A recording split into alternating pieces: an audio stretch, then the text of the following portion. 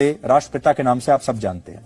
लेकिन जो गांधी परिवार आज लटियंस दिल्ली में रहता है, बड़े बड़े बंगलों में रहता है, कई कई एकड़ के बंगलों में रहता है, वो पिछले 75 वर्षों से हमारे देश में परिवारवाद की राजनीति ही करता आ रहा है और इसके लिए पद ही सब कुछ है, इसीलिए वो हमेशा सत्ता में रहते हैं। असल में गांधी परिवार का महात्मा गांधी से कोई लेना देना है ही नहीं। राहुल गांधी ना तो महात्मा गांधी के वंशज हैं और ना ही उनकी विरासत का कहीं दूर दूर तक कोई हिस्सा है।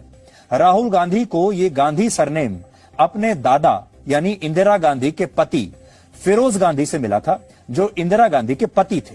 फिरोज गांधी के पिता का नाम था जहांगीर फरदून गैंडी। अंग्रेजी में वो गांधी नहीं गैंडी लिखते थे, जिसकी स्पेलिंग है GHANDY, गैंडी। फिरोज गांधी के पिता मुंबई के रहने वाले थे और वो पारसी धर्म को मानते थे और उनका सरनेम ये था जो आपकी स्क्रीन पर है, गांधी नहीं गैंडी, क्योंकि वो पारसी थे।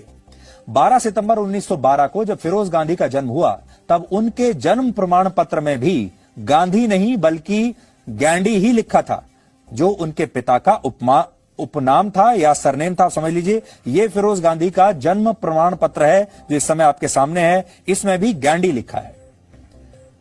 और क्योंकि उस समय देश भर में आजादी का आंदोलन चल रहा था और फिरोज गांधी महात्मा गांधी से बहुत प्रभावित थे, इसलिए उन्होंने अपने नाम को गैंडी से गांधी कर लिया।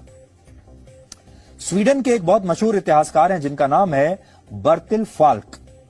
उन्होंने एक किताब लिखी थी जिसका नाम है फिरोज गांधी द फॉरगॉटन गांधी, यानी वो गांधी जिन्हें भुला दिया गया। इसमें वो बताते हैं कि जब फिरोज गांधी आजादी के आंदोलनों में हिस्सा ले रहे थे तब कई हिंदी अखबारों ने उनका नाम गांधी लिखने की बजाय गांधी लिखना शुरू कर दिया और इससे फिरोज गांधी का कद बढ़ने लगा। लोगों को लगा ये भी गांधी है, इनका गांधी से कोई ना कोई संबंध होगा, क्योंकि उस समय गांधी नाम में बड़ी ताकत हुआ करती थी महात्मा गांधी की वजह से। और यही वजह है कि फिरोज गांधी ने फैसला किया कि वो अपना सरनेम अब गैंडी से गांधी कर लेंगे और उसके बाद वो फिरोज गांधी के नाम से ही मशहूर हुए। शादी से पहले इंदिरा गांधी का पूरा नाम इंदिरा प्रियदर्शनी था, लेकिन फिरोज गांधी से शादी के बाद उनका नाम हो गया इंदिरा गांधी और ये गांधी सरनेम तब से ही चला आ रहा है।